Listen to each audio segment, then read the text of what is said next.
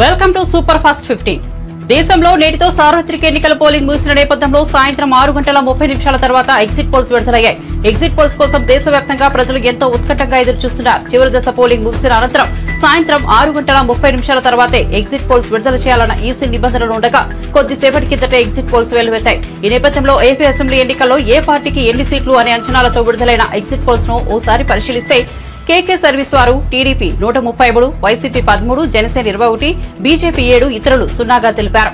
Peoples pulse వాళ్ళు TDP 95 నుంచి 110, YCP 45 నుంచి 60, జనసేన 14 నుంచి 20, బీజేపీ 2 నుంచి 5, ఇతరులు 0గా తెలిపారు. చాణక్య స్ట్రాటజీస్ వారు టీడీపీ కూటమి 114 నుంచి 125, వైసీపీ 39 నుండి 49, ఇతరులు 0 నుంచి 1గా తెలిపారు. ఆత్మసాక్షి వారు వైసీపీ 98 నుంచి 116, టీడీపీ 59 నుంచి 77గా తెలిపారు. పైనేర్ టీడీపీ కూటమి 144+, వైసీపీ 31, ఇతరులు 0గా తెలిపారు. రైజ్ వారు టీడీపీ కూటమి 113 నుంచి 122, వైసీపీ 48 నుంచి 60, ఇతరులు 0 నుంచి 1గా తెలిపారు. ఆరావారు వైసీపీ 98 నుంచి 116, టీడీపీ 59 నుంచి 77, ఇతరులు 0గా తెలిపారు. రేస్ వారు వైసీపీ 117 నుంచి 128, టీడీపీ 48 నుంచి 58గా తెలిపారు. జనగలం టీడీపీ కూటమి నుంచి 104 నుంచి 118, వైసీపీ 44 నుంచి 57, ఇతరులు 0గా తెలిపారు. పోల్ స్ట్రాటజీ గ్రూప్ వారు వైసీపీ 115 నుంచి 125, టీడీపీ 50 నుంచి 60గా తెలిపారు. ఆపరేషన్ చాణిక్య వారు వైసీపీ 95 నుంచి 102, టీడీపీ 64 నుంచి 68గా తెలిపారు.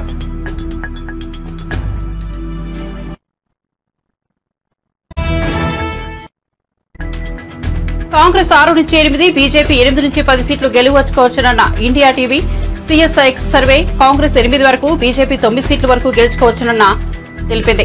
ఆరామస్థాన్ సర్వే బీఆర్ఎస్ పార్టీ 0 నుంచి 1 సీటు మాత్రమే గెలుచుకోవచ్చునని అంచనాలు వెలువడ్డాయి. తెలంగాణలో బీజేపీ అత్యధిక స్థానాలు గెలుచుకుంటుందని వివిధ ఎగ్జిట్ పోల్ సర్వే ఫలితాలు వెల్లడిస్తున్నాయి. బీజేపీ 7 నుంచి 12 సీట్ల మధ్య, కాంగ్రెస్ పార్టీ 5 నుంచి 8 సీట్ల మధ్య గెలుచుకోవచ్చునని అంచనా వేస్తున్నాయి. బీఆర్ఎస్ 0 లేదా 1 మాత్రమే గెలుచుకోవచ్చునని ఎగ్జిట్ పోల్స్ ఫలితాలు చెబుతున్నాయి. హైదరాబాద్ స్థానాన్ని మజ్లిస్ పార్టీ గెలుచుకోనుందని అంచనా వేస్తున్నాయి. వివిధ ఎగ్జిట్ పోల్ సర్వే ఫలితాలు ఇలా ఉన్నాయి. ఇండియా టీవీ సిఎన్ఎక్స్ సర్వే వారు కాంగ్రెస్ 6 నుంచి 8, బీఆర్ఎస్ 0 నుంచి 1, బీజేపీ 8 నుంచి 10, మజ్లిస్ 1గా తెలిపారు. జన్ కీ బాత్ సర్వే వారు కాంగ్రెస్ 7 నుంచి 8, బీఆర్ఎస్ 0 నుంచి 1, బీజేపీ 9 నుంచి 11, మజ్లిస్ వారి 1గా తెలిపారు. న్యూస్ మినిట్ సర్వే వారు కాంగ్రెస్ 2, బీఆర్ఎస్ 0 నుంచి 1, బీజేపీ 8 నుంచి 12, మజ్లిస్ వారు 1గా తెలిపారు.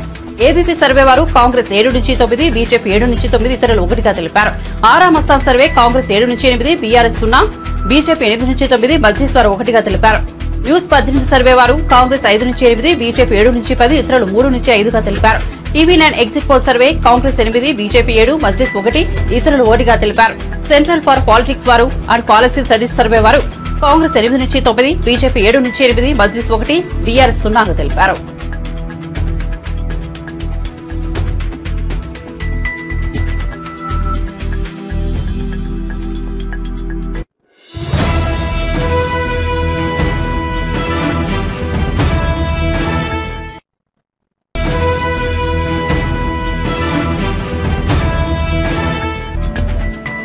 తిరుమలలో హనుమాన్ జయంతి ఉత్సవాలను తిరుమల తిరుపతి దేవస్థానం వైభవంగా నిర్వహించింది. హనుమంతుడు జన్మస్థలంగా ప్రకటించిన అంజనాద్రిలో ఉదయం బాల ఆంజనేయ స్వామి వారికి ప్రత్యేక పూజలు, అభిషేకాలు నిర్వహించి నైవేద్యాలు సమర్పించారు. అనంతరం శ్రీవారి ఆలయం ఎదుట ఉన్న వేడి ఆంజనేయ స్వామి ఆలయంలో ప్రత్యేక పూజలు, అభిషేకాలు నిర్వహించారు.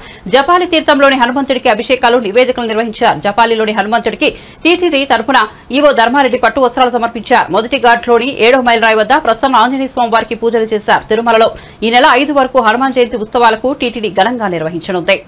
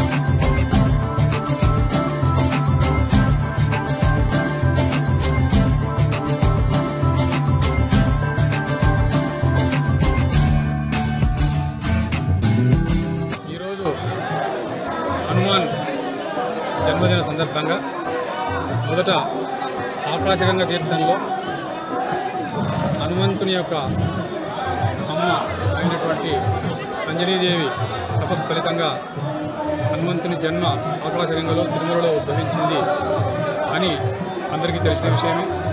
అక్కడ బాలాంజనేయ స్వామి వారికి అంజనీదేవికి ఈరోజు పొద్దునే 8 గంటలకు అభిషేకం చేయడం జరిగింది. అభిషేకానంతరం అర్చన కూడా జరుగుతుంది. తర్వాత చాపాలి తీర్థంలో త్రేతాయుగంలో చాపాలి మహర్షి అయోధ్య నుంచి తపస్సు చేసుకోవడానికి తిరుమల కొండకు వచ్చి తపస్సు చేస్తూ ఈ చాపాలి తీర్థంలో హనుమంతుల వారు ప్రత్యక్షమై ఆ హనుమంతుల వారి ప్రత్యక్షమైన సందర్భంగా హనుమంతుల వారి ప్రత్యక్షాన్ని పురస్కరించుకొని జాపాలి మహర్షి ఇక్కడ హనుమంతుని విగ్రహాన్ని ప్రతిష్ఠించారు. త్రేతాయుగం నుంచి జాపాలి క్షేత్రంలో హనుమంతుడు విశేష పూజలు అందుకుంటున్నాడు. తిరుమల క్షేత్రాన్ని ఆయన గురువైనటువంటి వెంకటేశ్వర స్వామిని కొలుస్తూ ఇక్కడ అవతరిస్తూ ఉన్నాడు. భక్తులకు ఆరోగ్య ఐశ్వర్యాలను అందిస్తూ ఉన్నాడు.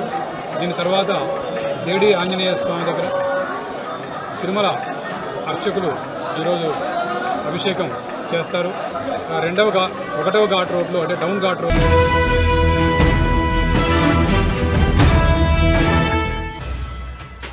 ఎన్నికల కౌంటింగ్ తరహాలోనే ఎగ్జిట్ పోల్స్ కూడా ఎంతో ఆసక్తి రేకెత్తిస్తుంటాయి. ఒక్కోసారి ఎగ్జిట్ పోల్స్ నిజమవుతుంటాయి, ఒక్కోసారి గురి తప్పుతుంటాయి. ఏదేమైనా ఎగ్జిట్ పోల్స్ కొన్ని రాజకీయ పార్టీలకు ఉత్సాహం ఊరట కలిగిస్తుంటాయి. ఇక దేశంలో చివరిదైన 7వ దశ పోలింగ్ జరిగింది. సాయంత్రం పోలింగ్ ముగిసిన వెంటనే ఎగ్జిట్ పోల్స్ జలపాతంలా దూకాయి. మొత్తం లోక్సభ స్థానాలు 543 కాగా ఏ పార్టీకి ఎన్ని సీట్లు అనే అంచనాలను వివిధ సంస్థల ఎగ్జిట్ పోల్స్ రూపంలో వెలువరించాయి. ఆ వివరాలను పరిశీలిస్తే జన్ కీ బాత్ సర్వే వారు బీజేపీ కూటమి 362 నుండి 392, కాంగ్రెస్ కూటమి 141 నుండి 161, ఇతరులు 10 నుంచి 20గా తెలిపారు.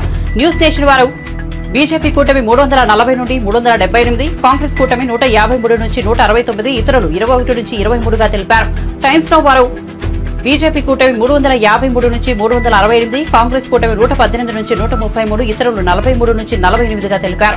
ఇండియా న్యూస్ డి డైనమిక్స్ వారు బీజేపీ కూటమి 371, కాంగ్రెస్ కూటమి 125, ఇతరులు 47గా తెలిపారు.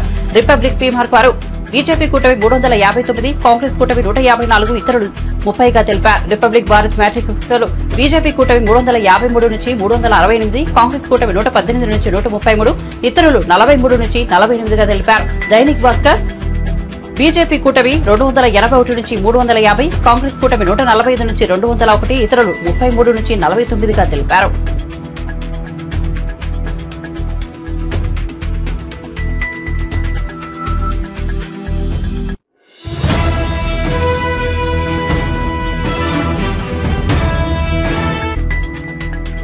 ఏపీలో అసెంబ్లీ పార్లమెంట్ కు జరిగిన ఎన్నికల్లో వైఎస్ఆర్ కాంగ్రెస్ పార్టీని గెలుస్తుందని ఆరా సర్వే సంస్థ యజమాని మస్తాన్ వెల్లడించారు. 2024 జూన్ 1వ తేదీన ఆయన ఈ విషయాన్ని వెల్లడించారు.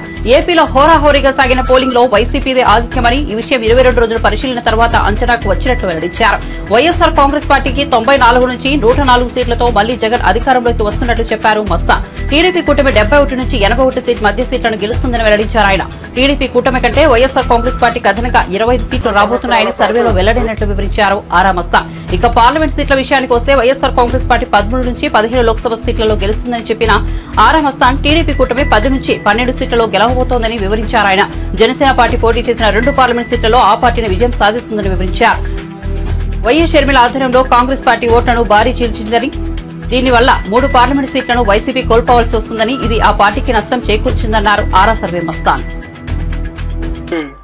ఎస్సీ, ఎస్టీ, మైనారిటీ వర్గాలతో పాటుగా ఈ గత 4 ఏళ్లుగా ఈ ప్రభుత్వం అనుసరించినటువంటి అనేక అభివృద్ధి, గ్రామీణ ప్రాంతాల్లో అభివృద్ధి, అలాగే సంక్షేమ కార్యక్రమాలు, డైరెక్ట్ బెనిఫిట్ స్కీమ్స్ కారణంగా బీసీలలో కూడా వైఎస్ఆర్ కాంగ్రెస్ పార్టీ గణనీయమైనటువంటి ఓట్లు సాధించింది. ఈ విధంగా తనకున్నటువంటి ఓటు బ్యాంకును కాపాడుకుంటూ కొత్తగా బీసీలలో ఓటు బ్యాంకుని చేర్చడం ద్వారా, మహిళల్లో తన ఓటు బ్యాంకును పెంచుకోవడం ద్వారా వైఎస్ఆర్ కాంగ్రెస్ పార్టీ ఈ రోజు తిరిగి రాష్ట్రంలో మరొకసారి అధికారంలోకి రాబోతా ఉంది. వైఎస్ఆర్ కాంగ్రెస్ పార్టీ ఆంధ్రప్రదేశ్ లో మే 13వ తేదీన జరిగినటువంటి ఎన్నికల్లో 49.41% ఓట్లను సాధించి 94 నుండి 104 అసెంబ్లీ స్థానాల్లో గెలవబోతాయని. అలాగే తెలుగుదేశం పార్టీ కూటమి 47.55% ఓట్లను సాధించి కేవలం 71 నుండి 81 స్థానాలకు పరిమితం కాబోతా ఉంది. ఇతర పార్టీలు ఇండిపెండెంట్ అభ్యర్థులు 3.04% ఓట్లకు పరిమితం కాబోతా ఉన్నాయి. సుమారుగా 2% ఓట్ల ఆధిక్యతతో తెలుగుదేశం పార్టీ కూటమి కంటే సుమారుగా 20-25 స్థానాల్లో వైఎస్ఆర్ కాంగ్రెస్ పార్టీ ఆధిక్యత సాధించి మరొకసారి ప్రభుత్వాన్ని ఏర్పాటు చేయబోతా ఉంది. అలాగే పార్లమెంటు విషయానికొస్తే ఆంధ్రప్రదేశ్ లో ఉన్నటువంటి 25 పార్లమెంటు స్థానాల్లో 48.29% ఓట్లను సాధించి ఎన్నికల ప్రక్రియ పూర్తిగా కంప్లీట్ కావడంతో వివిధ ప్రైవేట్ సర్వీస్ సంస్థలు వివిధ ఛానళ్లు ఎగ్జిట్ పోల్స్ విడుదల చేస్తున్నాయి. ఓటర్లు ఎవరికి పట్టం కట్టారో అంచనాలు వెల్లడిస్తున్నాయి.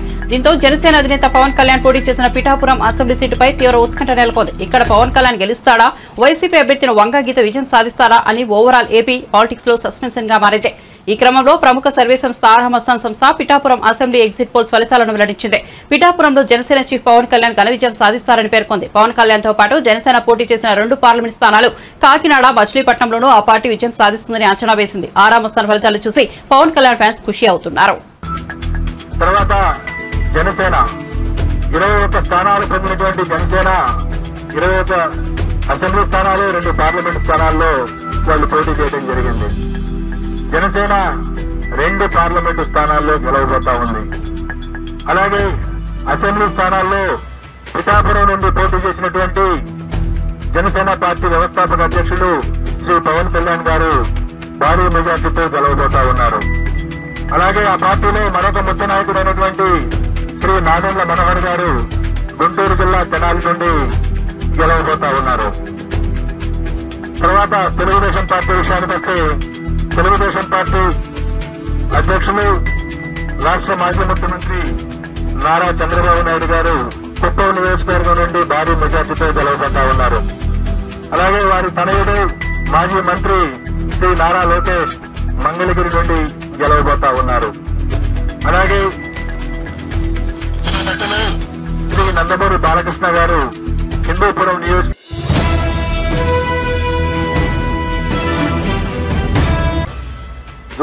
ఏపీలో ఎన్నికల ఫలితాలపై ఆరా సంస్థ తన పోస్ట్ పాల్ సర్వేను విడుదల చేసింది. ఏపీలో బీజేపీ 3 లోక్సభ స్థానాల్లో గెలిచే అవకాశాలున్నాయని తెలిపింది. అనకాపల్లి లోక్సభ స్థానం నుంచి బీజేపీ అభ్యర్థి సీఎం రమేష్, నరసాపురం నుంచి శ్రీనివాస్ శర్మ గెలిచే అవకాశాలున్నట్లు ఆరా సర్వేలో తేలిందన్నారు. ఏపీలో ఎన్నికల ఫలితాలపై ఆరా సంస్థ తన పోస్ట్ పోల్ సర్వేను విడుదల చేసింది. ఏపీలో బీజేపీ 3 లోక్సభ స్థానాల్లో గెలిచే అవకాశాలున్నాయని తెలిపింది. అనకాపల్లి లోక్సభ స్థానం నుంచి బీజేపీ అభ్యర్థి సీఎం రమేష్, నరసాపురం నుంచి శ్రీనివాస్ శర్మ గెలిచే అవకాశాలున్నట్లు ఆరా సర్వేలో తేలిందన్నారు. రాజంపేట నుంచి బీజేపీ అభ్యర్థిగా పోటీ చేసిన మాజీ సీఎం నల్లారి కిరణ్ కుమార్ రెడ్డి గట్టి పోటీ ఇచ్చినప్పటికీ ఓటమి చెందే అవకాశాలు ఉన్నాయని తెలిపారు. రాజమహేంద్రవరం లోక్సభ స్థానం నుంచి బీజేపీ రాష్ట్ర అధ్యక్షులు దగ్గుపాటి పురంధేశ్వరి గట్టి పోటీ ఎదుర్కొంటారని, స్వల్ప మెజార్టీతో గెలిచే అవకాశాలున్నట్లు తెలిపారు. ఈ నియోజకవర్గం నుంచి బీజేపీ లేదా వైసీపీ నుంచి ఎవరు గెలిచినా 10 నుంచి 20 వేల మెజార్టీతోనే గెలిచే అవకాశం ఉందని ఆరా సంస్థ వెల్లడించింది.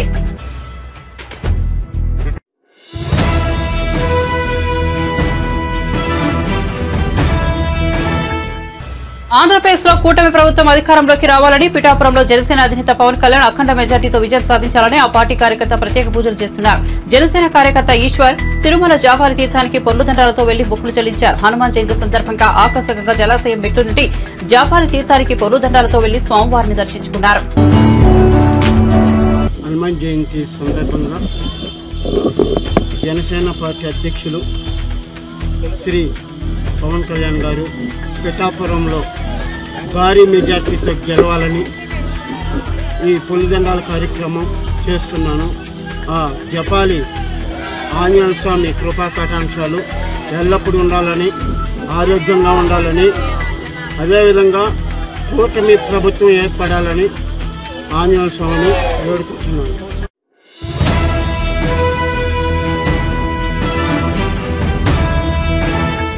టీడీపీ అధినేత నారా చంద్రబాబు నాయుడు విదేశీ పర్యటనపై మంత్రి జోగి రమేష్ ఆసక్తికర వ్యాఖ్యలు చేశారు. శనివారం తాడేపల్లిలో వైఎస్ఆర్ కాంగ్రెస్ పార్టీ ప్రధాన కార్యాలయంలో ఆయన మీడియాతో మాట్లాడుతూ చంద్రబాబు విదేశీ పర్యటన $1 మిలియన్ ప్రశ్నగా మారిందన్నారు. చంద్రబాబు ఏ దేశానికి వెళ్లారు, ఎక్కడికి వెళ్లాలో పార్టీ నేతలకు సైతం తెలియదని, విదేశీ పర్యటన ఇంత గోప్యంగా ఉంచాల్సిన అవసరం ఏంటని ప్రశ్నించారు.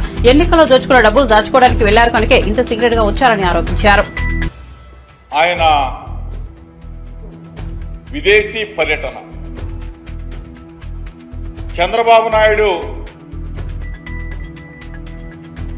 విదేశాలకు వెళ్ళాడు. 10 రోజుల తర్వాత తిరిగి వచ్చాడు. చంద్రబాబు నాయుడు విదేశాలకి ఏ దేశం వెళ్ళాడు, ఏ దేశం నుంచి మరలా తిరిగి వచ్చాడనేది పెద్ద $1 million question mark. Chandrababu Naidu విదేశాలకి హైదరాబాద్ నుంచి బయలుదేరాడు. శంషాబాద్ ఎయిర్పోర్ట్ నుంచి విదేశాలకు బయలుదేరి దుబాయ్లో దిగాడని చెప్పి ఒక సమాచారం. దుబాయ్ నుంచి 10 రోజుల పాటు అసలు ఏ దేశానికి వెళ్ళాడు, ఎక్కడికి వెళ్ళాడు?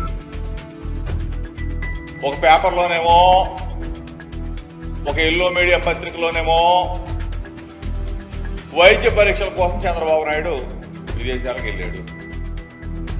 ఒక ఎల్లో మీడియాలోనేమో ఎన్నికల్లో తలమునకలైపోయాడు, సేద తీర్చుకోవడం కోసం, విశ్రాంతి కోసం విదేశాలకు వెళ్ళాడని చెప్పేసి ఒక ఎల్లో మీడియాలో.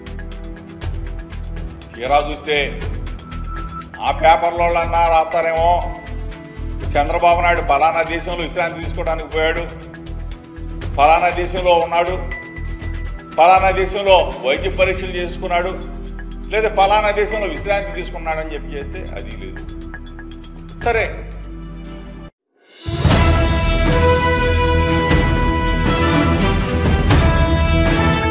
తెలంగాణ రాష్ట్ర ఆవిర్భావ దశాబ్ది ఉత్సవాలకు అనారోగ్య కారణాలతో కాంగ్రెస్ అగ్రనేత సోనియా గాంధీ హాజరు కాలేకపోతున్నారని వి హనుమంతరావు అన్నారు. శనివారం ఆయన మీడియాతో మాట్లాడుతూ 1969 ఉద్యమం కొత్తగూడెం ఖమ్మంలో పవర్ ప్లాంట్ లో ప్రారంభమైందని, ఆ ఉద్యమంలో అనేక మంది పాల్గొన్నారని తెలిపారు. లేక్ వ్యూ గెస్ట్ హౌస్ లో సోనియా గాంధీకి 42 మంది ఎమ్మెల్యేల సంతకాలతో వినతిపత్రం అందజేసి ఆంధ్ర పెద్దతనంతో ఉండలేమని చెప్పామని పీహెచ్ గుర్తు చేశారు. పార్లమెంట్ లో తెలంగాణ బిల్లుకు ఆంధ్ర ఎంపీలు అడ్డుపడుతున్నప్పటికీ గట్టిగా పోరాడామని అన్నారు.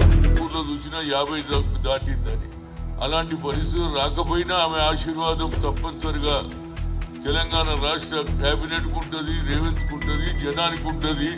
అమరవీరులకు కూడా ఎవరైతే సాక్రిఫైస్ చేశారో, మేము కూడా పార్లమెంట్లో బిల్లు పెడితే లోక్సభలో మన పార్లమెంట్ మెంబర్లు, అది పొన్నం ప్రభాకర్ కావచ్చు, మధు యాజ్కి కావచ్చు, అదేవిధంగా బలరాం నాయక్, అందరు కూడా షెట్కర్ మొదలు పెడితే అందరు కూడా దీనికి మద్దతు ఇవ్వడం, దాని తర్వాతనే రాజ్యసభలో రావడం. రాజ్యసభలో Sushil Kumar సిండి being a home minister ఆయన వీళ్ళు ప్రవేశపెడుతుంటే సుజనా చౌదరి, సీఎం రమేష్ అడ్డుపడడం, ఆ కాగితాలు లాక్కోవాలని ప్రయత్నం చేసే సమయంలో అప్పుడు నేను కూడా అడ్డం పడ్డా, గట్టిగా మందలించినాం.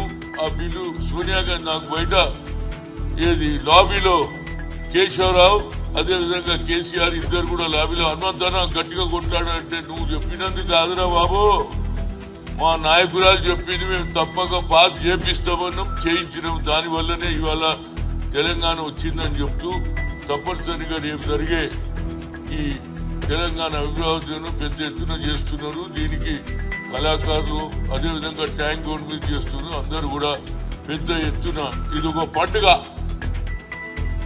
ఈ తెలంగాణ 2 జూన్ ఒక పండుగలాగా ప్రతి ఒక్కరు కూడా గ్రామాలలో నుంచి వస్తున్నారు. కళాకారులు మన తెలంగాణ సంస్కృతి వంటకాలు కూడా మరి పెడుతున్నారో లేదో, పేరు బూటి, తలకాయ కూర.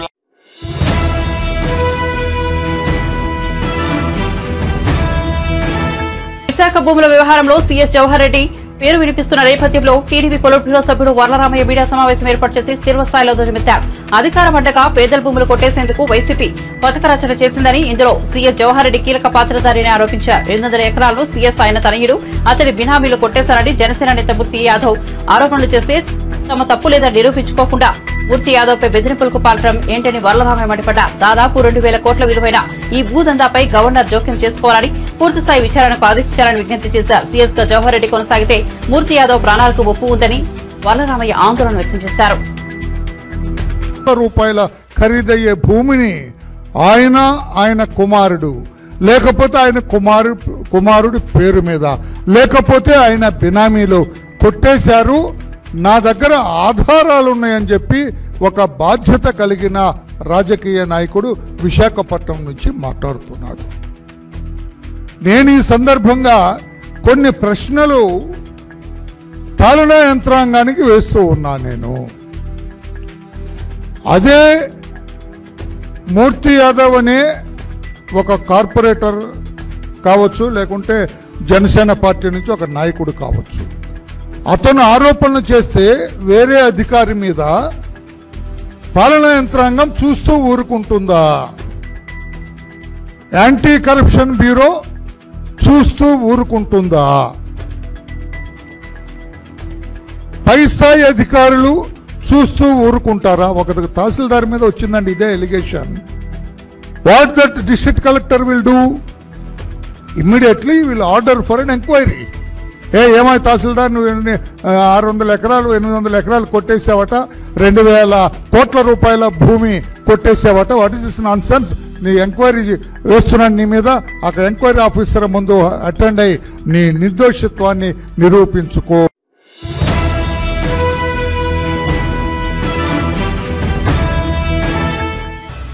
తెలంగాణ ఆవిర్భావ వేడుకలకు తమకు గత 10 ఏళ్లలో ఒక్క ఆహ్వాన పత్రిక రాలేదన్నారు మంత్రి పొన్నం ప్రభాకర్. తాము మాజీ ముఖ్యమంత్రి కేసీఆర్ కు కూడా ఆహ్వానం పంపామన్నారు. పరేడ్ గ్రౌండ్ లో రాష్ట్ర ఆవిర్భావ వేడుకల ఏర్పాట్లను పరిశీలించిన పొన్నం తెలంగాణకు ఒక గీతం ఉండాలని, ప్రజలు మార్పు కోరుకుంటారని చెప్పారు. తెలంగాణ చిహ్నంపై గతంలో ఎవరి అభిప్రాయాలను తీసుకోలేదని, ప్రజల ఆలోచనకు అనుగుణంగా ప్రభుత్వం నిర్ణయం తీసుకుంటుందన్నారు. రాజకీయంగా విమర్శలకు వేదిక కాదని చెప్పారు. ఆవిర్భావ వేడుకల్లో రాష్ట్ర గీతం ఆవిష్కరిస్తామన్నారు. అన్ని రాజకీయ పార్టీలు వేడుకలు జరుపుకోవాలన్నారు. తెలంగాణ అమరులను ప్రధాని నరేంద్ర మోదీ అవమానించారని విమర్శించారు పొన్నం. తల్లిని చంపి బిడ్డను తెచ్చుకున్నారని హేళన చేశారన్నారు. సోనియా గాంధీ తెలంగాణ ఇచ్చిన ప్రదాత, సోనియా వస్తారని నమ్మకం ఉందన్నారు. జై జై హే తెలంగాణ పాట తెలంగాణ సమాజాన్ని సంఘటితం చేసే శక్తిగా అభివర్ణించారు. మంత్రి జూపల్లి కృష్ణారావు తెలంగాణ రాష్ట్ర సాధన కోసం వందలాది బిడ్డలు ప్రాణాలు అర్పించారని చెప్పారు. గొప్ప తెలంగాణ ఏర్పడాలని అమరవీరులు కోరుకున్నారు. అమరవీరుల ఆంక్షలకు భిన్నంగా పాలన కొనసాగుతుందన్నారు. బీజేపీ బీఆర్ఎస్ ఇష్టానుసారంగా మాట్లాడుతున్నారని విమర్శించారు. గలమెత్తి తెలంగాణ యొక్క వాదాన్ని పార్టీ, అన్ని రాజకీయ పార్టీలు నిర్ణయం తీసుకునే విధంగా జరిగితే దురదృష్టం. ప్రస్తుత ప్రధానమంత్రి తెలంగాణ సమాజాన్ని అవహేళనపరిచే విధంగా, తెలంగాణ అమరులందరినీ కూడా కించపరిచే విధంగా తల్లి చనిపోయింది, బిడ్డ తెచ్చుకున్నారు, దొంగతనం తెచ్చుకున్నారు అనేటువంటి మాట తెలంగాణ కోసం ఉద్యమించారో వాళ్ళందరూ కూడా స్పందించాల్సిన అవసరం ఉందని కోరుతా ఉన్నాం. మేము ఎప్పుడు కూడా రాజకీయ పార్టీగా ఎవరిని అవంటలేం. తెలంగాణ ఏర్పడిన సుష్మా స్వరాజ్ గారి పాత్రను ఎప్పుడు మర్చిపోం. కానీ ఈనాటి ప్రధాని స్వయంగా పార్లమెంటు వేదికగా తెలంగాణను అవమానపరిస్తే తెలంగాణ ఉద్యమకారులుగా బాధపడతా ఉన్నాం. తెలంగాణ ప్రజలందరూ కూడా ఈ అంశాన్ని సీరియస్గా తీసుకోవాల్సిన అవసరం ఉంది అని మనం ఈ సందర్భంగా ఆవిర్భావ దినోత్సవం సందర్భంగా జ్ఞాపకం చేస్తాను.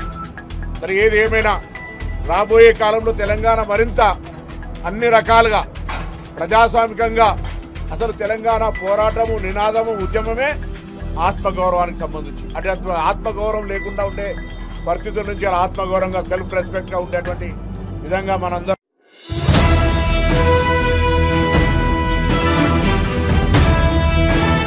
లోక్సభ ఓట్ల లెక్కింపునకు 3 ఇంచుల భద్రత ఏర్పాటు చేసినట్లు సీఈఓ వికాస్ రాజ్ అన్నారు.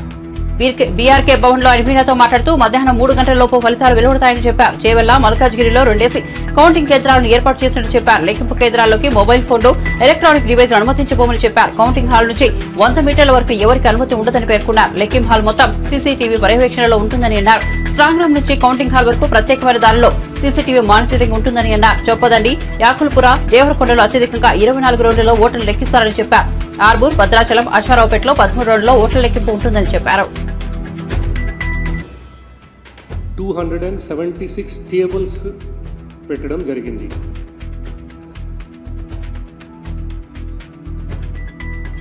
దానికి హాల్స్ నేను ఆల్రెడీ చెప్పాను ఇంతకుముందు.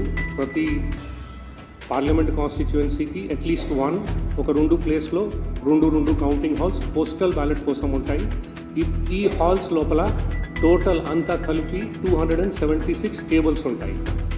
ఒక్కొక్క టేబుల్ మీద ఒక్కొక్క ఏఆర్ఓ ఉంటారు. Every table postal ballot count చేసే ప్రతి టేబుల్ మీద ఒక senior officer designated by election commission ARO గారు ఉంటారు. ఆయన కింద ఒక సూపర్వైజర్ ఉంటారు, కౌంటింగ్ సూపర్వైజర్, 2 కౌంటింగ్ అసిస్టెంట్స్ ఉంటారు, తర్వాత ఒక మైక్రో అబ్జర్వర్ ఉంటారు. Every table will have a micro observer. So ఇది అంతా చేసేది ఆల్మోస్ట్ 1600-1700 వరకు staff will be involved in the counting of postal ballots. తర్వాత ఈటీపీబీఎస్కి కొంత ప్రిస్క్రైబ్డ్ ప్రొసీజర్ ఉంది ఈసీఐ వారిది. అంటే ఈటీపీబీఎస్ అంటే అది ఎన్వలప్స్ వస్తాయి. ఎన్వలప్స్లో స్కానింగ్ అవి అంతా.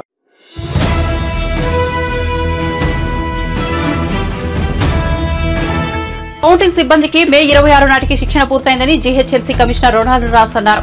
నిజాం కళాశాలలో ఓట్ల లెక్కింపు కేంద్రాలను ఆయన పరిశీలించి మాట్లాడారు. ప్రతి అసెంబ్లీ నియోజకవర్గానికి ఒక అబ్జర్వర్ ఉంటారని తెలిపారు. ప్రతి కౌంటింగ్ కేంద్రంలో మీడియా ప్రతినిధుల కోసం ప్రత్యేక ఏర్పాట్లు చేస్తున్నట్లు వివరించారు. హైదరాబాద్లోని 13 ప్రాంతాల్లో 16 హాల్లో ఓట్ల లెక్కింపు ఉంటుంది. 3 చోట్ల పోస్టల్ బ్యాలెట్ ఓట్ల లెక్కింపు ఉంటుంది. ప్రతి కౌంటింగ్ హాల్లో 14 టేబుల్ ఏర్పాటు చేశాం. జూబ్లీహిల్స్ లో అత్యధికంగా 20 టేబుల్ ఉంటాయి.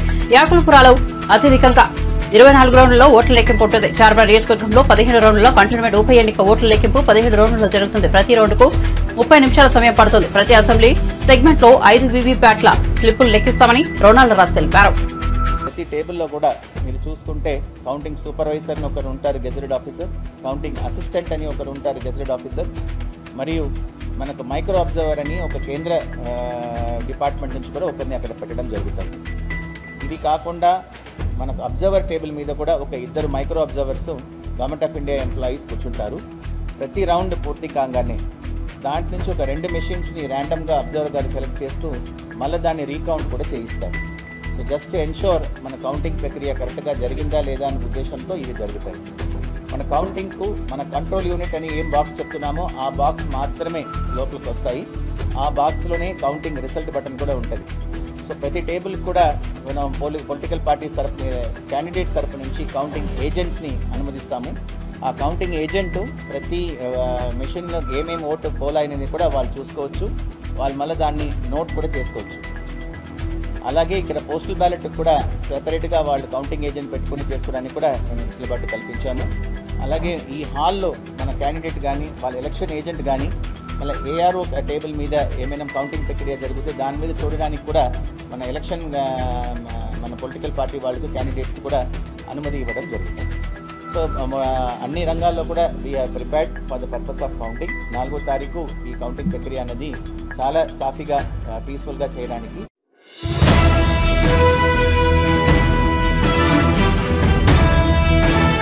తెలుగు రాష్ట్రాల్లో 2-3 రోజుల నుంచి ఎండలు దంచి కొడుతున్నాయి. మొన్నటిదాకా అక్కడక్కడ కురిసిన వర్షాలతో వాతావరణం కాస్త చల్లబడినప్పటికీ మళ్లీ వడగాల్పులు ఎక్కువైన నేపథ్యంలో ప్రజలు తీవ్ర ఇబ్బందులు ఎదుర్కొంటున్నారు. ఈ క్రమంలో వాతావరణ శాఖ తెలుగు రాష్ట్రాలకు చల్లటి కబురు చెప్పింది. తెలుగు రాష్ట్రాల్లోకి రుతుపవనాలు వచ్చేస్తున్నాయని తెలిపింది. ఏపీలో ప్రవేశిస్తాయని, జూన్ 10న తెలంగాణలో ప్రవేశిస్తాయని తెలిపింది వాతావరణ శాఖ. ఏపీలో మొదటి రాజ్య రాయలసీమలో రుతుపవనాల ప్రభావం చూపిస్తుందని, ఆ తర్వాత రాష్ట్రమంతా విస్తరిస్తాయని తెలిపింది. తెలంగాణలో జూన్ 10 నుంచి ప్రవేశించి రాష్ట్రమంతటా విస్తరిస్తాయని తెలిపింది వాతావరణ శాఖ. జూన్ 2 నుంచి ఏపీలో వర్షాలు కురిసే అవకాశం ఉందని, అప్పటిదాకా వాతావరణం పొడిగా ఉంటుందని తెలిపింది. దక్షిణ కోస్తాలో వడగాలులు కొనసాగుతాయని, అక్కడక్కడ ఓ మోస్తరు నుంచి భారీ వర్షాలు కురిసే అవకాశం ఉందని తెలిపింది వాతావరణ శాఖ.